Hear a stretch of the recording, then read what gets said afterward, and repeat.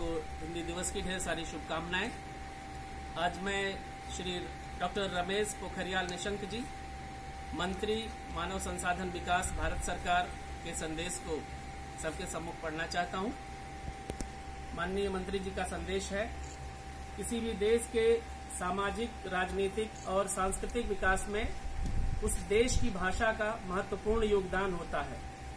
यह संपूर्ण राष्ट्र की एकता और अखंडता की महत्वपूर्ण कड़ी होती है। भारत के संदर्भ में यह भाषा हिंदी है। राष्ट्रपिता महात्मा गांधी ने कहा था कि राष्ट्रीय व्यवहार में हिंदी को काम में लाना देश की एकता और उन्नति के लिए आवश्यक है। यह वर्ष हमारे देश और हमारे मंत्रालय के लिए ऐतिहासिक है। इस वर्ष देश के भविष्य को गढ़ने वाली, हिंदी व समस्त भारतीय भाषाओं को सुदृढ़ करने वाली और भारत की बहुभाषिकता को रेखांकित करने वाली ऐतिहासिक शिक्षा नीति 2020 की घोषणा की गई है। इस शिक्षा नीति में प्राथमिक शिक्षा अपनी भाषाओं में देने के संबंधी प्रावधान व अन्य भाषा संबंधी प्रावधानों का देश में व्यापक स्वागत हुआ है।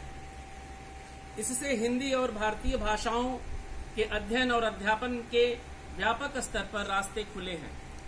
यह हिंदी व भारतीय भाषाओं के लिए एक नए अध्याय की शुरुआत है। हिंदी के राष्ट्रव्यापी विस्तार में हिंदीतर क्षेत्रों के राष्ट्रीय नेताओं की महत्वपूर्ण भूमिका रही है।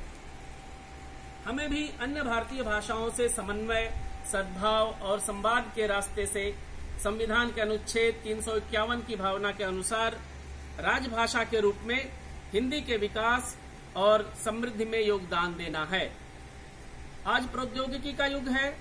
हम हिंदी के प्रचार प्रसार में यथासंभव प्रौद्योगिकी का उपयोग करें। हमें भाषा दक्ष होने के साथ साथ प्रौद्योगिकी सक्षम भी होना होगा। इससे हमारे काम की क्षमता कई गुना बढ़ जाएगी। माननीय प्रधानमंत्री जी ने वर्ष 2015 में भोपाल में आयोजित विश्व हिंदी सम्मेलन में हिंदी के प्रचार प्रसार में प्रौद्योगिकी के इस्तेमाल पर विशेष जोर दिया है। हिंदी के विकास और प्रचार की दृष्टि से शिक्षा मंत्रालय अत्यंत महत्वपूर्ण मंत्रालय है।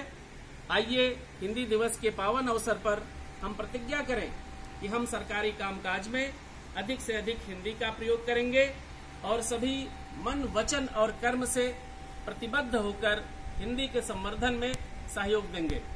हिंदी दिवस के इस पावन अवसर पर मेरी शुभकामनाएं। रमेश पोखरियाल निशंक। धन्यवाद।